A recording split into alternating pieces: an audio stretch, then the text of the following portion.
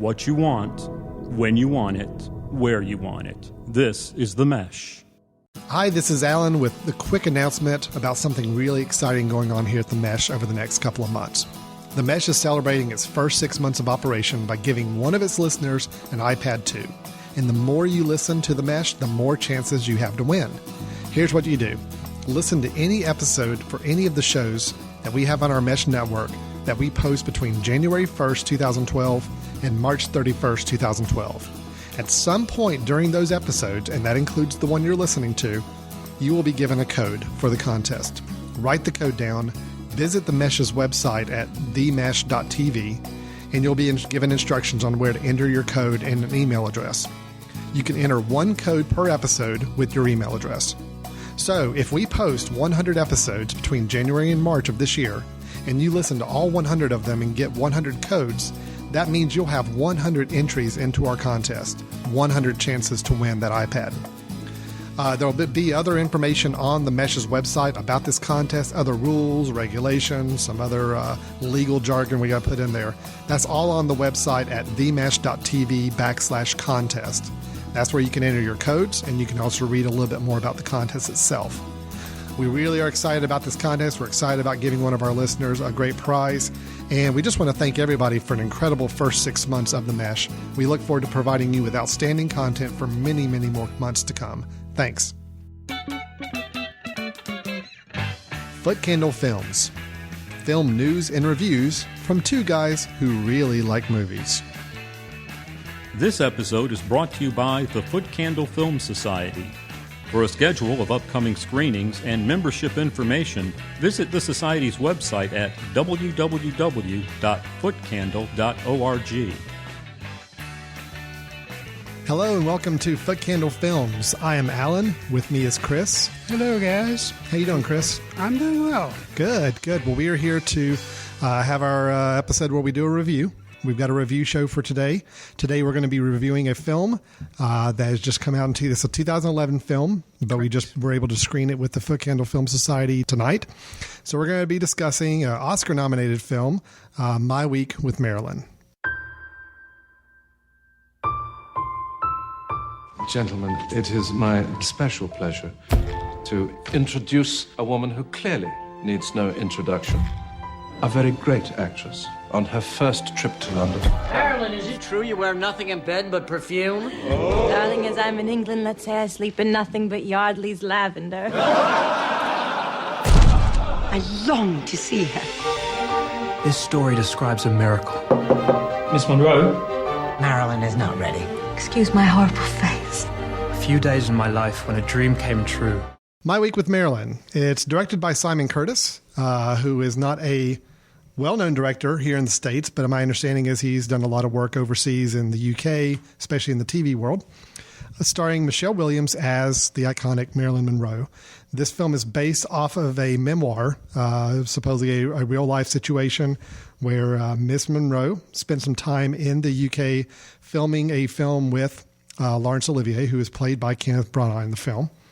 But the movie is primarily taken from the standpoint of the third assistant director. I believe that was his title in the film. Was his position. Third assistant director of the production that both Olivier and Marilyn Monroe are working on, who becomes very close friends with Marilyn during this week, hence the title, My Week with Marilyn.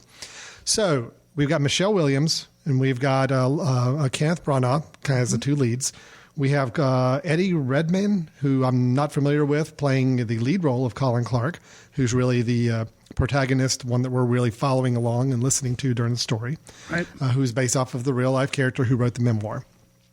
We also have a lot of other bit part actors kind of making small roles here. Emma Watson from the Harry Potter franchise. Right. We've got Dame Judi Dench, Toby Jones, who I've always liked, playing a lot of different smaller parts in the film. So it was a well-rounded cast, but it is a biopic. So with that, Chris, I'm going to turn it over to you first because I've got a feeling, a hunch that you're not a big fan of traditional biography films. And I'm wondering if, and maybe it's just a hunch I have, but I'm wondering how you rate this as truly a biography film, because it really is. It's just looking at 1 week as opposed to a whole life. Sure. How'd you feel like it worked? Did it do anything for you, or was this more of the standard fare that you would expect from such a kind of a tested medium like a biopic. Well, I will say that as far as, biopics go, I think this achieved giving us an accurate, as much as it can, portrayal of what a week was like in this shooting of this film. Did it give me any insight really into what any of the people were really like in real life, like Laurence Olivier, Marilyn Monroe, or the narrator, Colin? What's his last name? Can't remember. Colin Clark was the CC, name of not CC DeVille, though. Yes. So in that, I think it didn't try to do a whole span of time, show you this person's whole life. So I did like that aspect. And I feel like I did get a little bit of information about what Marilyn Monroe was like, a little bit, a snapshot per se. I will say a weakness of the film, pretty big weakness, was that the Colin character to me was so dry, and there was just nothing there for me to really latch onto. Or maybe he was just so stereotypically cut from the cloth of, oh, here's a guy who wants to be in Hollywood and all these things are going to happen to him and he's going to be lucky that he gets to meet these big stars and, oh, they're actually romantically attracted to him, and he just lucks into all that. That I found him very cardboard and very one-dimensional. And maybe that was intentional. Maybe that was intentional. Was my word. Yeah. Maybe that was intentional so that you could, say like, oh, I could be him and I could see myself through him or whatever. But I just found him really irritating. And nothing against the actor, I guess, because I don't know what he was given to work with. I haven't seen him in any other things, so I can't really compare him. But I just didn't really bond with his character at all. I didn't find myself very sympathetic with what he was going through as far as being torn between, should I hang out with Marilyn Monroe or Emma Watson, the costume girl? Right. I just felt like it was very self-serving. Now, it is based on a memoir. Yes. So I will say that, I guess in defense of the memoir, he didn't always paint himself in the most positive light, which, if you're doing a movie about yourself, why wouldn't you make it just sound like, oh, I'm great, I'm going to make it. But there's some narration at the end that I really had a problem with. Well, yeah, I think you hit on it for me. I really like this film, except for the main character. I mean, really, that was, I just don't think, and there again, I don't fault the actor. It's just, it was a very one-note performance. Yes. I'm the happy-go-lucky young kid who's just willing to do whatever I need to do to get in the film business. And, I just happened to hit it off with Marilyn Monroe after meeting her twice. And we go spend a week together. And now I'm heartbroken. But yet I'm a happy heartbroken at the end of the movie because, everything works out for me. It does. And I agree with you. The end narration, the little voiceover was just unnecessary and very cliche. However, that being said, I'm going to turn to the positive because that was one thing I did not like about the film is his character, very one-dimensional. It's the word you use. I completely echo that. Everything else about the film I loved. I really, really liked Michelle Williams' performance as Marilyn Monroe. I mean, I honestly forgot it was Michelle Williams about 10, 15 minutes into the film. I just think she nailed that performance. And there again, I'm not the biggest Marilyn Monroe buff. I could not tell you all the details of her life, but I felt like I was watching a really, really good approximation of Marilyn Monroe up on the screen. I thought Kenneth Branagh was really good. He had a little more of a showy role. He had a little more of he definitely had more of the humor element at times too. Sure. I think it was a little over the top at times. Really? A little bit. Really? I thought the accent kind of came and went a few times. He had the very distinguished accent sometime and other times he didn't.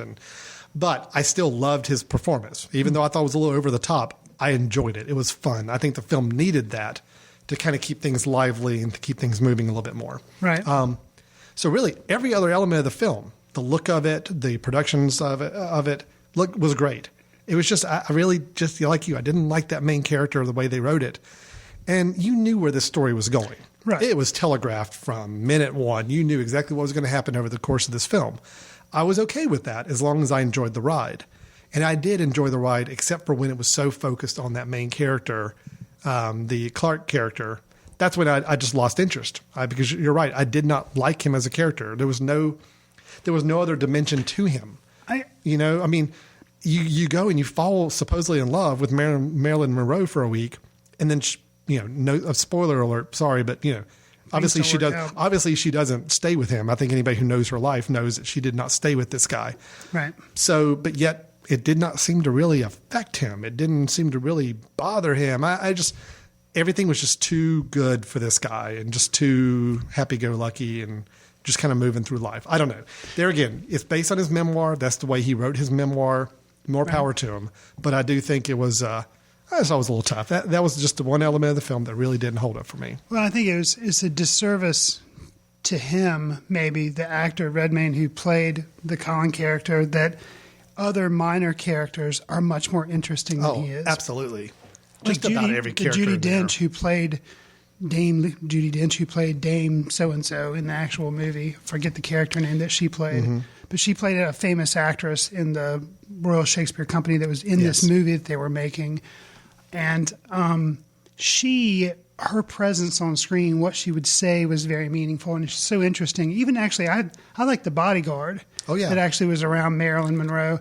And it was like any time that he was not the main focus and somebody else was delivering dialogue or somebody was occupying the screen with him, it was interesting. Yes. But anytime he was the main focus, I was just like, yeah, you're boring. Yeah. I never got any, his character never got any depth, whereas like even you felt like the bodyguard who was a little bit more wise to the world or whatever, he had much more insight to offer and therefore was more interesting. So, I think we're on the same page with this.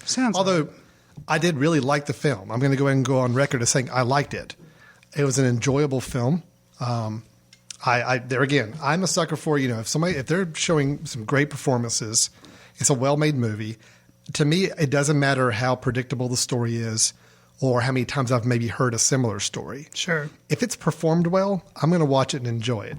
That was the one weak element, was the fact that I just didn't like the main character, the way he was written and the way he was performed. But the rest of the film was great. It carried it along. It is still a good recommendation for me. I will tell people to check it out, especially if you have any interest in the filmmaking process, the history of Hollywood, Laurence Olivier. There's a lot of good little informational nuggets about their relationship, this film that was made with the two of them, some of her backstory, a little bit, not a lot, but just enough to make you feel connected with that Hollywood scene. I thought it was well done from that aspect. I really enjoyed. It sounds like I may have come off Kenneth Branagh's performance a little more favorable than you. I've seen a lot of movies of his that he's done, and what I didn't really realize was how, in a way, he and Olivier he kind of parallels Olivier's life. Oh, absolutely. Olivier did a lot of Shakespearean stuff. Kenneth Branagh's done a lot of Shakespearean stuff. He directed some stuff. Kenneth Branagh's directed some stuff. They're just and actually played the same roles in the same movies and all this. So it was very interesting, him getting a chance to play Olivier. Yes. And I guess it was kind of like me geeking out or whatever, but I really enjoyed watching that. And I thought he did a really good job. And if he was maybe over the top in some moments, I thought it was him trying to show Olivier being like, it was like, I don't know. I didn't feel like it was Branagh hamming it up. It was Olivier hamming it up. And so that you may be right with that. I could see that as well. So the thing that just bugged me is I did think his accent was very inconsistent. That threw me off a little bit. And I'm going to give one technical nitpick, and this is nitpicky stuff, but this is the kind of stuff. The mole or no? No, the mole. Somebody in the crowd claims that the mole moved from one side of the face to the other. Did you? Totally. It did? Okay. Which, I'm sorry, in a movie about Marilyn Monroe, that's like her trademark was her mole. And wow. It seemed like it messed up a little bit. I did not notice that, but a couple of people after the screening did say that to me. Yeah. So very interesting. There's a lot of times where they're watching dailies in the screening room. Sure. It really just bugs me. We know what film looked like back in 1956. Mm-hmm. We know what the end film looked like when it hit the screen. The film they're watching in the screening room is not the film to me, it looked like video. It looked like it was a very glossy, high production value video of their dailies, which is not at all how the film really looks. That threw me out. I mean, if you're going to make this authentic, which just about everything else in the film was very authentic, don't cheap out on that one aspect. Give us a little more, realistic looking film up on the screen when they're watching the dailies in the screening room. There again, very minor technical nitpick, but that's the kind of stuff that really bugs me. I'll say that the acting was good. I feel like the screenplay maybe lacked in some that it didn't develop certain aspects. But one of the memorable lines that I felt was pretty impactful, which there again would only come across in the screenplay. I doubt Colin actually came up with this line on the spot when Marilyn confronted him. but they're having a conversation, which was an interesting scene. She's feeling very vulnerable. She kind of confides in him, and she's like, what's the deal? Why does Olivier hate me? What's going on? And he very artfully says, Olivier is an actor that's trying to be a film star. You are a film star who's trying to be an actor, like a stage actor. And he said, it's not working for either one of you. And that kind of summed up the entire movie as far as the dynamics between Olivier and her. And I thought that was very insightful. Do I think he really came up with that on the spot like they show in the movie? Probably not. Yeah. But it was a very cool... If he did, that was a very cool line to come up with, yeah. But it's kind of how I had to look at the film instead of, was it really giving me any insight into either one of them? Well, maybe not, but just the dynamics of them trying to work together in two different ways of acting, which I never really realized. I knew Olivier was a stage actor, but I never knew Marilyn Monroe was supposedly a method actress, which I've heard a little bit about that acting method. And it gets all absorbed and it's really can get kind of crazy, but I never really realized that she was into that. But according to this movie, seemingly maybe she was. I kind of got the impression from the film, and that is a subplot that's kind of going along in the film, that she's not punctual on the set. Right. She's a little difficult to work with. She has to be just in the right frame of mind to go out there and perform, which is very much like a lot of method actors are. I got the impression that they were wanting us to believe in the film that her acting coach, who is with her along at her side the whole film, right, played by, gosh, I'm going to forget the name here, but anyway, played by a good actress. Zoe Wanamaker, playing her acting coach, Paula Strasberg. I think they're wanting to give you the impression that maybe Marilyn's not meant to be a true method actress, that almost like she felt like she had to go down that path to try to be a good actress. But I kind of got the impressions that the time she was best on screen was when she was just being herself and being natural and having fun with it, based on her time with Colin. That's when she really shone on the film, not when she was so engrossed in that method acting. And Olivier actually seemed to indicate that as well, that he had a lot of problems working with her. But when he would look at the dailies that you were discussing, he would look at some of the things that she was doing, and she would be just kind of not improving it, but in a way kind of doing that. Very playful. Yeah. And he was like, she's genius. But the reason she's genius is that she doesn't know that she is. Yes. And she's just kind of making it up, but that's her brilliance. And he's kind of said, that's something I could never do, is do that. I think they were trying to give us the subtle message that the method acting wasn't really working for her. Right. And it wasn't helping her mental state and her situation, where when she just relaxed and was enjoying herself, even for just a brief matter of hours, which is all she ever seemed to enjoy herself really for, was just a very brief amount of time, she was really good on the screen. So I think that was part of the method with that too. It definitely made me a little more interested to hear more of this backstory of this Olivier-directed film starring Marilyn Monroe, the two of them working together. It was Marilyn's only film she ever made out of the U.S. Oh, okay. And after Olivier directed this film, he didn't direct another film for almost 20 years. Because of the experience working with her. He just was fed up with it. He didn't want to deal with it again with anyone. So there's a lot of interesting backstory to it. Did you ever see the film Me and Orson Welles, Richard Linklater? No. Okay. Almost identical storyline to it. Young whippersnapper kid who wants to get into the film business or theater business, just works his way into the RKO studios, gets to hang out with Orson Welles. Orson Welles becomes a little bit of a mentor to him, but then there's like some romantic clash, a triangle there, and very, very similar. So I won't say it's better, because I actually think it was kind of a mediocre film, but very similar. If anybody likes this film, My Week with Marilyn, that's a good one to go check out, is Me and Orson Welles from a few years ago. What do you feel like when I was watching this movie, believe it or not, I kept thinking about a movie from, was it last year or the year before, but The Last Station, that told about Tolstoy and kind of fame. Yes. And what that movie said about fame and the toll it takes on family and the toll it takes on you, and how you have to kind of be okay with it and how you deal with fame. And in this movie, it's focusing on Marilyn Monroe and how she's acting when she's not even on camera, but yet she's out in the limelight and everything. How do you feel like it dealt with fame, the subject of fame, and like in this movie? It was very on the surface. I mean, it could have gone a lot deeper. Maybe that's at times I wanted it to go a little deeper. Right. I thought probably my favorite moment of the film relating to her dealing with fame is she and Colin get a chance to go tour Windsor Castle. Mm-hmm. And as they're touring, they're kind of just on their own, just with Colin's uncle showing them around, or godfather or somebody. Right. But then all of a sudden they get down a hallway, and all of the crew, the workers at the Windsor Castle, the help there, right, are standing around waiting for her to come down the hall. They all start clapping and applauding her when she just comes walking down.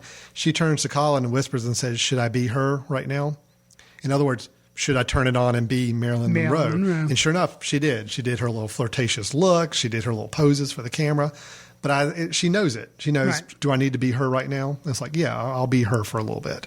So you get little glimpses that, she knew what she was doing. She knew how to manage that. But then it also, of course, did the cliche moments where she got overwhelmed by the crowd and got all flustered and all upset because people are just all over her. Right. So it was very surface, dealing with it on the surface. I would have loved a little more of that. I'm always more interested in seeing the true effects of fame on celebrities. Sure. It did okay. It was, I think, what you would expect from a standard biography pick like this. So, sure. Yeah. Mm-hmm. Did you have any thoughts on it? Yeah, I kind of felt the same way. One time she says they have another conversation, her and Colin. They had a lot of little conversations. And he says something like, well, if you're so unhappy, leave it. Because she, at some time, she's like, oh, let's do this, let's do this. She kind of keeps on coming up with these fantasies that she's kind of living out in her head or whatever to make her happy. And he's like, well, why don't you just leave this? And then she kind of takes a moment. She's like, no, I couldn't. And she kind of admits it. It's like, well, I like it, and so I'm going to keep doing it, whatever. So I thought that was, at least a moment that, regardless of how it makes her feel or what drugs she might be taking or whatever, it's still fun to be famous at some point. Sure. So, well, overall, sounds like we both thought the film was good. I seem to like it overall as a package a little more than you did. I definitely recommend it to people, especially if you have any interest in the history and some of the film history in old Hollywood. But regardless, I still think performances alone carry this film. It was worth watching for everybody but the main character. Sure. Okay. Anything you're saying summary there? So. Yeah, I think the Oscar-nominated performances are worth watching it for. Yeah. And, of course, we're recording this before the Academy Awards, although I think we're going to be broadcasting this after. So we don't know if she wins or not. So we'll definitely wait and see if Michelle Williams wins Best Actress or if a little more of a long shot, Kenneth Branagh, Best Supporting Actor on this. I think they're both worthy of getting the nomination. Definitely. I think they definitely earned it, both of them. I actually think there's probably a couple other actors that could have squeaked out a supporting actor nomination if there was a little more room for it. So sure. Great. My Week with Marilyn, released officially in 2011, just in time for the Oscar season, but it is showing in select theaters now. Should be coming to Netflix, DVD, I would say probably May, June, July timeframe. So definitely be on the lookout there if you don't have a chance to see it in the theaters. We're going to take a quick break. When we come back, we will be discussing a little bit of movie news, some interesting news tidbits that we're going to dissect. So stick around for that. We'll get back to your show in a moment. Just a reminder, you're listening to The Mesh, an online media network of shows and programs ranging from business to arts, sports to entertainment, music to community. All programs are available on the website as well as through iTunes and YouTube. Find out more at themesh.tv and give us feedback on what you like. And now, as promised, back to your show. So we're back with Footcandle Films. After finishing up our review of My Week with Marilyn, it's time to move into some movie news. And just kind of a nice hodgepodge of three stories here, Chris. These is ones where I like to come up with headlines or little stories that I think are interesting in the film world and get Mr. Fry's immediate and unscripted response to each of them. So this is the male grab bag as opposed to the theme that I have to guess. That's right. No, there's no theme with this one at all. Awesome. I will tell you the first news item is very closely related to the film that we just reviewed. Okay. Supposedly they are making a film about the life of Princess Diana. Specifically the last 2 years that she was alive. Okay. And go ahead, I'm going to give you a few seconds. Can you guess the famous actress that they have now tapped and signed on to play Princess Diana? Man, that's a tough one. And I will tell you, this actress is not originally from England or the U.S.? Natalie Portman. No. I don't know. Depending on how long you wait, we may have to edit this part out. So. Okay, I won't keep you on the suspense. Okay. Naomi Watts. Oh. Naomi Watts is now tapped to play Princess Diana, and the film is going to be called Caught in Flight. And directed by Oliver Herschelberger. Never heard of him. Don't know anything about it, but supposedly it is covering the last 2 years of her life. So with that, My Week with Marilyn, we had Michelle Williams playing Marilyn Monroe, and we both agreed did a really good job with that portrayal. Yes. Recently, we've had Meryl Streep playing in The Iron Lady. That is who? Margaret Thatcher. Oh, Margaret I Thatcher, cannot believe I just forgot that. All She right. wasn't playing, yeah. Yeah. So Margaret Thatcher played by Meryl Streep. Streep, yeah. Your take on, if I were to ask you, one of the best portrayals you could think of where an actor or actress played a real life person, you know, as a biography, since we're kind of in this biography mode of talking about films right now, is there a portrayal that really stands out to you that you think was a really great job of somebody portraying a real person in a biography? Yeah, the woman who played, and I'm of course completely blanking on her name, but and I believe she won for the Queen. And Yes, Helen Mirren. Yes, Helen Mirren. Okay. Okay. Well, Helen Mirren's pretty much got the Queen of England nailed down. I mean, she's done it a lot. Yeah, she knows but how like to play that movie, I really thought she was awesome in that. Good. So, and that was a fairly recent film. I've got one that's kind of recent too. I thought Harvey Milk, played by Sean Penn in Milk. Yeah. Gus Van Sant's Milk. I really liked that performance. Yeah. That was obviously a biography of a real person.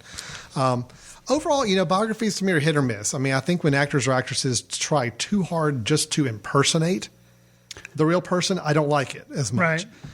I don't mind them adding a little bit of their own flavor to that person as long as it makes sense for the character and still gives me an idea of what that character was like without feeling like they've just got to impersonate the tics, the body tics or language or anything like that all the time. I will have to say, though, I'm curious as to if that movie could possibly be interesting to me.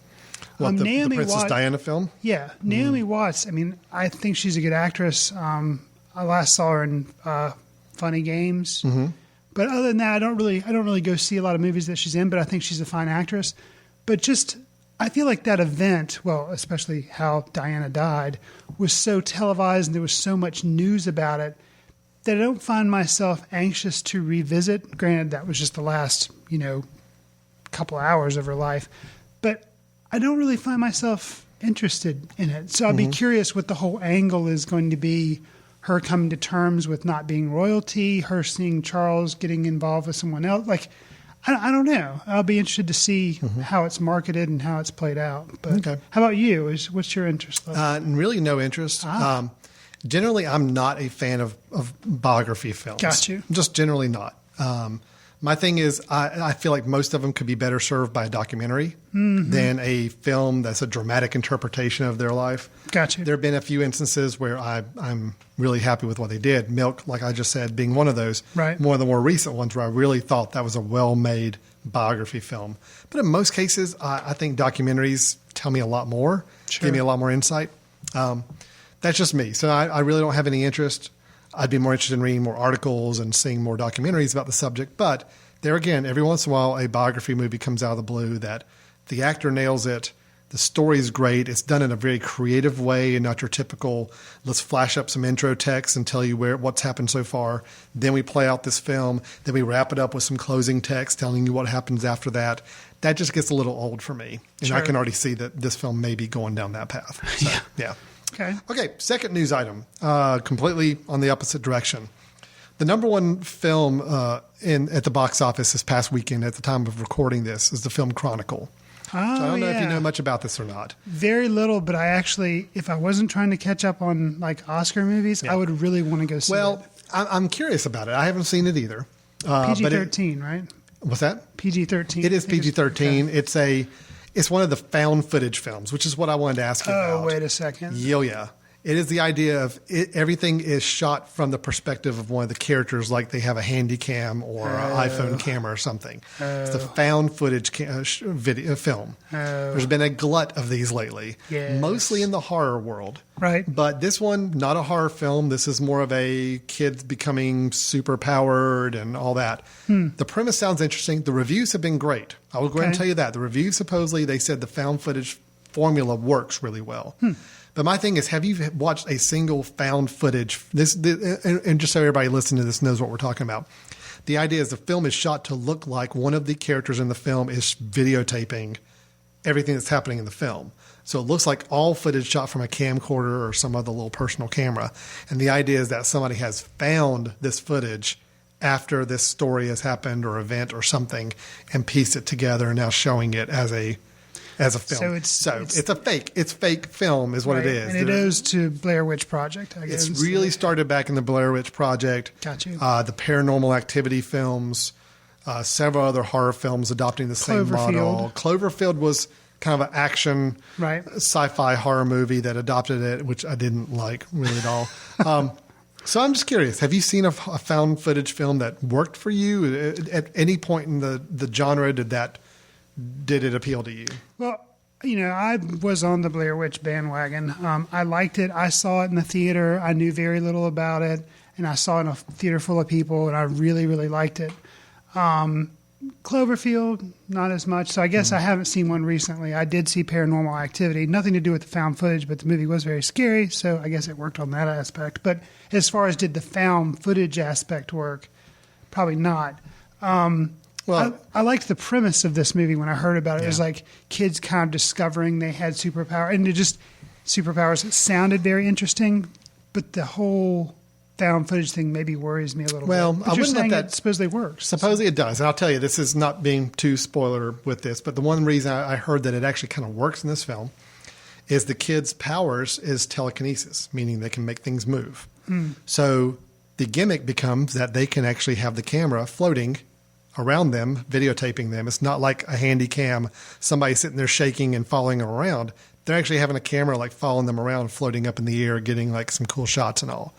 So that's in a way, I think, a way they try to make it a little more relevant, and a little more of an interesting, instead of like what you're just wondering, why are they videotaping when there's something dramatic happening or something fast paced? Why are they still holding a camera to do this? That's the question I think we always get with these found footage is, would somebody really be videotaping this the entire time this is happening? Sure. So the one thing I will mention about this film chronicle that I just thought was interesting, written by Max Landis, who is John Landis's son, I believe. Okay. I've actually seen some of the short films that Max Landis has done on YouTube and online.